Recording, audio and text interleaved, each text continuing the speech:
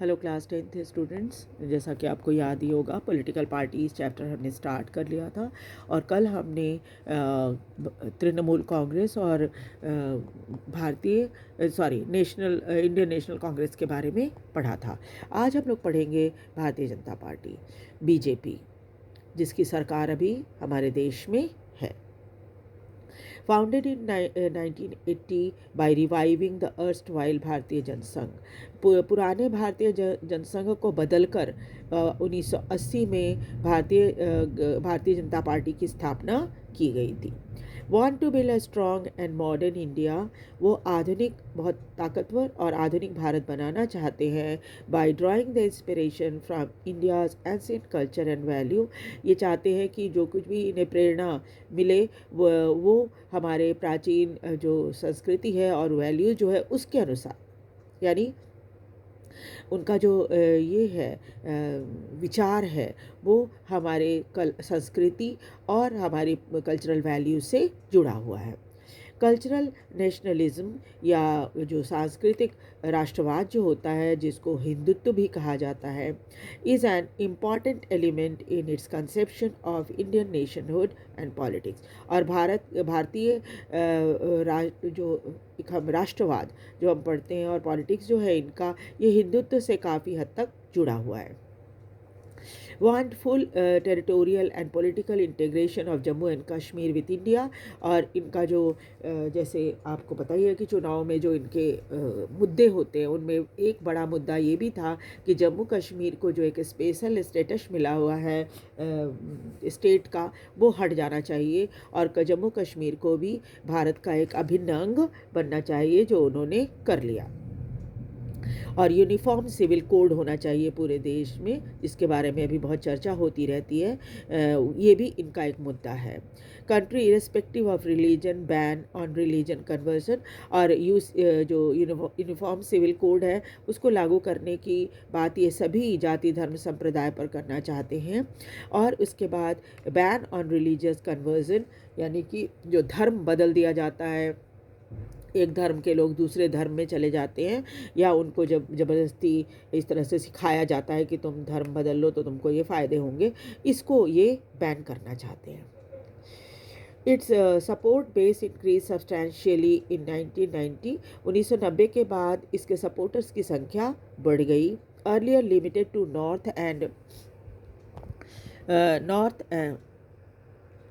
Waste and to urban areas. पहले क्या था कि सिर्फ ये नॉर्थ में और वेस्ट में, पश्चिम में और अर्बन एरिया यानी शहरों तक ही सीमित था। The party expanded its support in the south east, north east and to rural area. लेकिन अब धीरे धीरे करके इसके सपोर्टर्स जो है वो दक्षिण भारत में भी, पूर्वी भारत में भी, नॉर्थ ईस्ट में भी और गाँव में भी हैं। Came to power in 1998। 1998 में ये पावर में आए थे as a leader of national democratic alliance. और तब उस समय उन्होंने कई पार्टियों के साथ मिलकर ये नेशनल डेमोक्रेटिक अलायंस बनाई थी और उसी की सरकार भी बनी थी, including several state and regional party. इसमें कई स्टेट और रीजनल पार्टीज़ मिली हुई थी। तो हमने देखा कि जो भारतीय जनता पार्टी थी वो अलायंस बनाकर इन्होंने कई स्टेट की और रीजनल पार्टी के साथ मिलकर बनाया था अलायंस। बट लेकिन क्या हुआ, 2004 में इलेक्शन हार गए और इसलिए उसके बाद इन्हें प्रिंसिपल अपोजिशन पार्टी में के रूप में लोकसभा में बैठना पड़ा था। लेकिन ये चूँकि ओल्ड एडिशन बुक है, इसमें 2004 तक का ही डाटा है। लेकिन उसके बाद 2014 में दोबारा से 10 साल के बाद दोबारा इलेक्शन जीते और अभी इन्हीं की सरकार चल रही है। इस चीज़ को भी आपको याद रखना है और साथ ही साथ ये भी याद रखना है कि उनका सिंबल जो है ये है कमल का फूल है। उसके बाद देखिए बहुजन समाज पार्टी या बीएसपी, फॉर्म्ड इन 1984। बीएसपी यानी बहुजन समाज पार्टी की स्थापना 1984 में हुई थी under the leadership of Kanshiram. उस समय इनके नेता जो थे उनका नाम कांसीराम था। Seeks to represent and secure power for Bahujan Samaj which include the Dalit, Adivasi, OBC and religious minority. और इसमें क्या था कि इन्होंने यानी बहुजन समाज पार्टी ने ये कहा कि वो रिप्रेजेंट करते हैं सेकुलर पावर को, यानी धर्मनिरपेक्षता को। और साथ ही साथ बहुजन समाज में के अंदर जो लोग आ रहे थे उसमें दलित थे, आदिवासी थे, ओबीसी और रिलीजियस माइनॉरिटीज़ वाले लोग थे. Draws inspiration from the idea and teaching of Sahu Maharaj, Mahatma Phule, Periyar Ramaswamy Naicker and Baba Saheb Ambedkar. इन्होंने जो प्रेरणा पाई थी जिनके आइडियाज़ और टीचिंग इनको बहुत प्रभावित करते थे, उनमें साहू महाराज, महात्मा फुले, पेरियार रामास्वामी नायकर एंड बाबा साहब अम्बेडकर हैं. Stand for the cause of securing interest and welfare of the Dalit. ये कहते हैं कि ये दलितों के लिए और उनके वेलफेयर के लिए और उनके लिए काम करना चाहते हैं और ऑप्रेस्ड लोगों के लिए जिनके साथ भेदभाव हुआ है हमेशा से, उनके लिए काम करना चाहते हैं. It has its main base in the state of Uttar Pradesh and substantial presence in the neighbouring state like Madhya Pradesh, Chhattisgarh, Uttarakhand, Delhi and Punjab.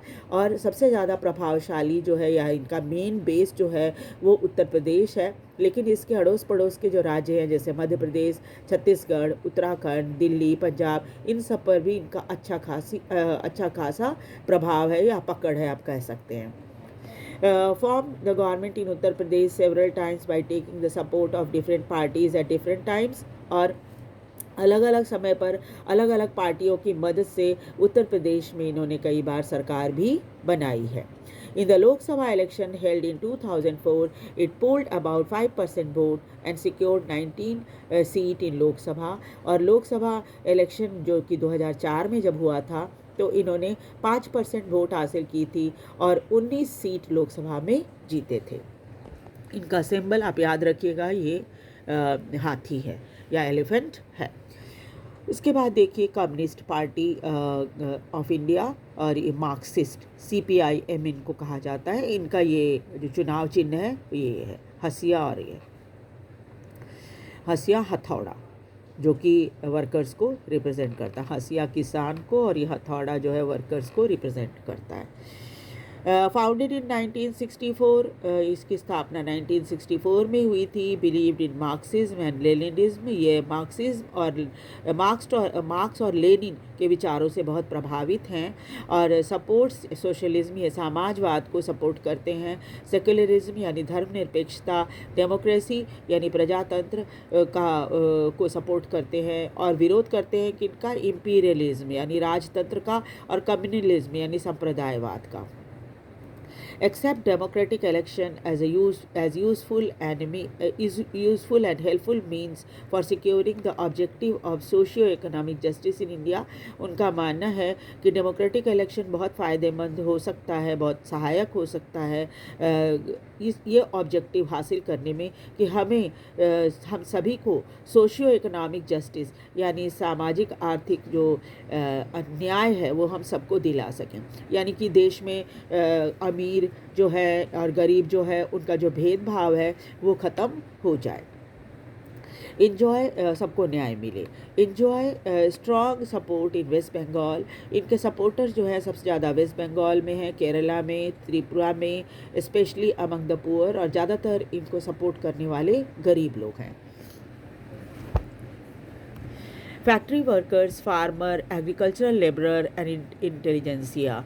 और जो बुद्धिजीवी लोग हैं वो जो फैक्ट्री वर्कर है, किसान हैं, एग्रीकल्चरल लेबर है, ये लोग इनको ज़्यादा सपोर्ट करते हैं.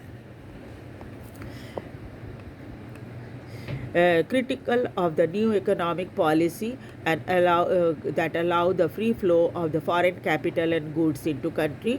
वो बहुत ही आलोचना करते हैं नई इकोनॉमिक पॉलिसी का, जिसमें क्या हुआ था जो सरकार थी उन्होंने विदेशी कंपनियों को भारत में आने की छूट दे दी थी और वो ये नहीं चाहते कम्युनिस्ट पार्टी के लोग कि फ्री फ्लो फॉरेन कैपिटल का यानी पैसे का भारत में हो, सामान का हो. Has been in power in West Bengal without a break for 30 years. 30 साल तक इनकी सरकार CPIM की सरकार वेस्ट बंगाल में रही है. इन 2004 इलेक्शन इट वन 6% वोट। 2004 के इलेक्शन में इनको 6% वोट मिले। 43 सीट मिली लोकसभा में। Currently support UPA government from outside without joining the government. और अभी यूपीए की जो सरकार, मनमोहन सिंह की सरकार जो चल रही थी 2004 से 2014 तक, उसको ये बाहर से सपोर्ट कर रहे थे। सरकार को उन्होंने ज्वाइन तो नहीं किया था, यानी इनके कोई मिनिस्टर वगैरह तो नहीं थे कैबिनेट में, लेकिन क्या थे, बाहर से सपोर्ट कर रहे थे कांग्रेस की सरकार को। Communist Party of India CPI formed in 1925, 1925 में इसकी स्थापना की गई थी और इनका जो सिंबल है ये हंसिया और बाल है। हंसिया और बाल, हंसिया बाल जो है किसानों को रिप्रेजेंट करता है। Believes in Marxism and Leninism, ये भी मार्क्सिज्म और लेनिनिज्म को, मार्क्स और लेनिन के विचारों से बहुत प्रभावित हैं। सेक्युलरिज्म यानी कि संप्रदायवाद और धर्मनिरपेक्षता को मानते, संप्रदायवाद नहीं, सेकुलरिज्म मतलब धर्मनिरपेक्षता, उसको मानते हैं। डेमोक्रेसी को मानते हैं। Oppose to the forces of sectionalism and communalism, जो एक सेक्शनिज्म यानी कि जो एक सेक्शन के लोग हैं अपने आप को अलग समझते हैं, या फिर जो संप्रदायवाद होता है इसका ये विरोध करते हैं। Accept parliamentary democracy as a means of promoting and interest of working class, और वर्किंग क्लास की जो है इंटरेस्ट को वो पार्लियामेंट्री डेमोक्रेसी के थ्रू उनको लगता है कि हमें मदद मिलेगी वर्किंग क्लास के इंटरेस्ट को, फार्मर्स के और गरीबों के जो इंटरेस्ट हैं उसको, उनकी प्रॉब्लम को सॉल्व करने में। Became week for this after the split of party 1964, ये पार्टी टूट गई 1964 में और इसके दो ग्रुप बन गए, एक था कम्युनिस्ट पार्टी ऑफ इंडिया, दूसरा था communist Party of India Marxist या CPIM, है ना। ये दोनों पहले 1925 में जब बने थे दोनों पार्टी एक ही थे, फिर बाद में क्या हुआ, ये 1964 में टूट गए। And led to the formation of CPIM. Significant presence in the state of Kerala, West Bengal, Punjab, Andhra Pradesh, Tamil Nadu, इनके सपोर्टर्स जो हैं कई राज्यों में हैं, जिनमें केरला, वेस्ट बंगाल, पंजाब, आंध्र प्रदेश और तमिलनाडु है। Its support had been gradually declined over the years, लेकिन क्या अब देखा जा रहा है कि इनके सपोर्टर्स धीरे धीरे कम हो रहे हैं। इट्स सिक्योर्ड अबाउट 1.4% वोट्स, और इनको इस 2004 के इलेक्शन में 1.4% वोट मिले और 10 सीट मिली है। लोकसभा इलेक्शंस में advocates the coming together of all left parties to build a strong left front, और ये अक्सर लोगों को ये करते रहते हैं, बताते रहते हैं कि भाई हम सबको मिलकर एक लेफ़्ट पार्टी की सरकार बनानी चाहिए, जिसको हम लेफ़्ट फ्रंट बोलेंगे। Currently support UPA government from outside, और ये बाहर से ही यूपीए गवर्नमेंट को सपोर्ट कर रहे हैं। उसके बाद एक पार्टी है वो नेशनलिस्ट कांग्रेस पार्टी NCP, जो कि 1999 में बनी थी following the split of Congress party. ये कांग्रेस पार्टी से टूटकर बनी थी। इनका चुनाव चिन्ह ये है घड़ी। स्पाउसेस डेमोक्रेसी, ये भी डेमोक्रेसी का सपोर्ट करते हैं। गांधीयन सेकुलरिज्म यानी गांधी जी के धर्मनिरपेक्षता को सपोर्ट करते हैं। इक्विटी, समानता को, सोशल जस्टिस, सामाजिक न्याय को और फेडरलिज्म को सपोर्ट करते हैं।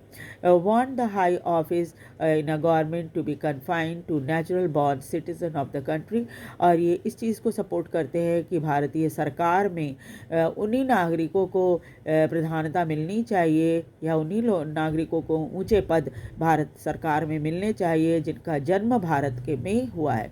ये पार्टी इसलिए टूटी थी कांग्रेस से क्योंकि उस समय यह बात होने लगी थी कि सोनिया गांधी को प्रधानमंत्री बनाया जाएगा, और ये चाहते थे जो NCP के नेता हैं वो ये चाहते थे कि नहीं, चूँकि वो विदेशी हैं, वो एक इटालियन है, इसलिए वो भारत की प्रधानमंत्री नहीं बन सकती। इसी नाराज़गी में कहा जाता है कि ये पार्टी कांग्रेस से टूटकर एक नई पार्टी के रूप में बनी है।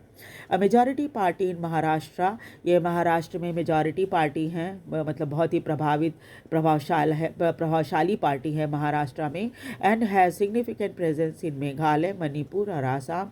और इनका प्रभाव, इस पार्टी का प्रभाव मेघालय, मणिपुर और आसाम में भी बहुत है। अ collision partner in the state of Maharashtra in alliance with the Congress, और कोलिशन पार्टनर के रूप में महाराष्ट्र में कांग्रेस के साथ इन्होंने सरकार बनाई हुई है since 2004, a member of the UPA. हालांकि ये कांग्रेस से टूटकर अलग जरूर हो गए हैं, लेकिन ये फिर भी कांग्रेस की जो सरकार, यूपीए की सरकार, जो अलग अलग रीजनल पार्टी के साथ मिलकर बनी है, जिसका यूनाइटेड प्रोग्रेसिव अलायंस नाम है, इसको ये सपोर्ट करते हैं। अब उसके बाद हम देखेंगे, ये तो थे नेशनल पार्टी, जिनमें कितने थे, 6 तो इसमें और एक तृणमूल कांग्रेस, 7 नेशनल पार्टीज़ हैं। अभी आपने सुना ही होगा, वैसे समाचारों तक ही है, अभी आपकी बुक में प्रिंट होके नहीं आया है, आम आदमी पार्टी को भी नेशनल पार्टी का दर्जा मिल गया है। और आपको पता ही है, आम आदमी पार्टी का जो चुनाव चिन्ह है वो झाड़ू है। वैसे अभी आप एग्ज़ाम में तो आपके क्वेश्चन नहीं आएगा उसके ऊपर, क्योंकि अभी आपके बुक में प्रिंट होकर ये नहीं आया है, लेकिन आपकी जानकारी के लिए मैं आपको बता देती हूँ। अभी आपको 7 पार्टीज़ के बारे में ही पढ़ना है, जिसमें Trinamool Congress, Indian National Congress, Bharatiya Janata Party, फिर बहुजन समाज पार्टी, और Communist Party of India Marxist, और Communist Party of India CPI जो है वो, और नेशनलिस्ट कांग्रेस पार्टी या एनसीपी है। बस इतनी ही पार्टियों के बारे में आपको पढ़ना है।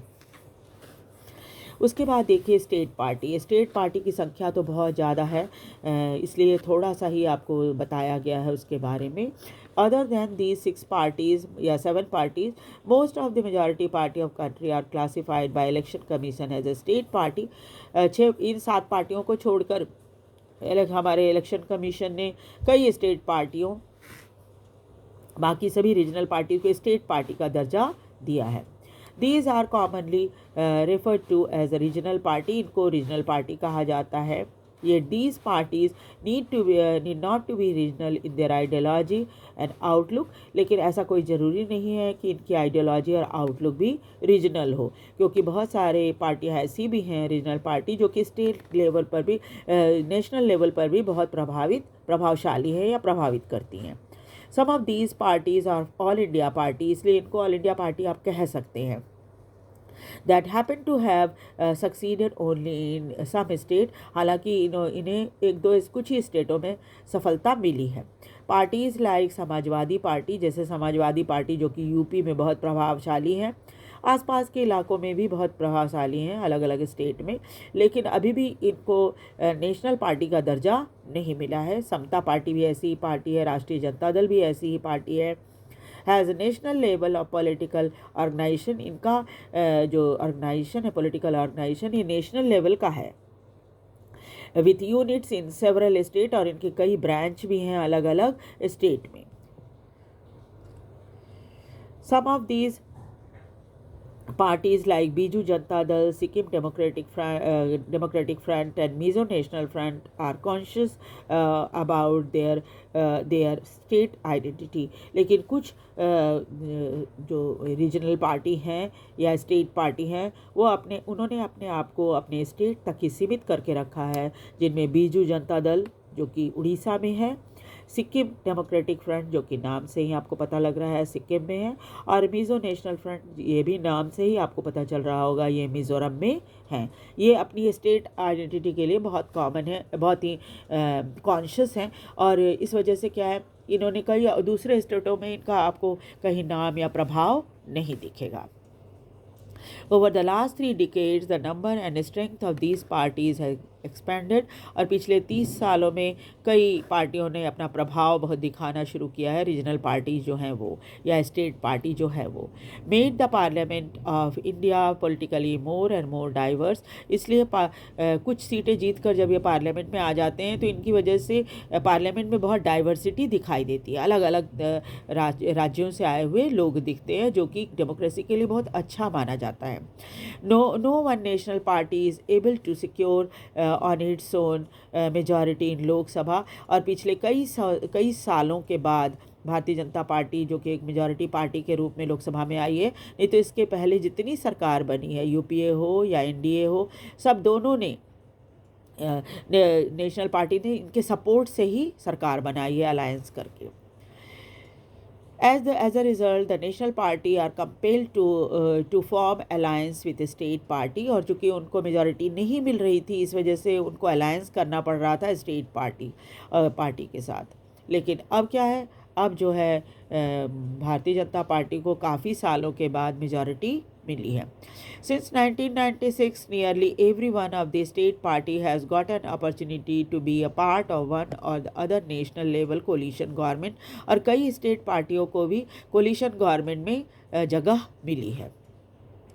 This has contributed to the strengthening of federalism. जैसा मैंने आपको बोला था, ये डेमोक्रेसी के लिए बहुत अच्छा माना जाता है, और फेडरलिज्म से इससे मजबूत बनता है। And democracy in our country, और हमारे देश में डेमोक्रेसी को भी बहुत मजबूती मिलती है। सो द नेक्स्ट क्लास, अगली क्लास में हम लोग चैप्टर के आगे जो पार्ट है उसको पढ़ेंगे कि नेशनल पार्टी जो है क्या चैलेंजेस उनके सामने हैं। ये जो challenges to the political parties की कौन कौन सी चैलेंज है, हम अगली क्लास में पढ़ेंगे। आप लोग वीडियो को ध्यान से सुनिए, देखिए, और जो बातें हैं उसको याद रखिए। एग्ज़ाम बहुत करीब आ गया है बोर्ड का, और मैं और भी MCQ डालती रहूँगी। आपको ये वीडियो कैसा लग रहा है, आप इसे लाइक और सब्सक्राइब भी ज़रूर करें, और कमेंट करके मुझे बताएं कि आप और क्या चाहते हैं। Thank you very much.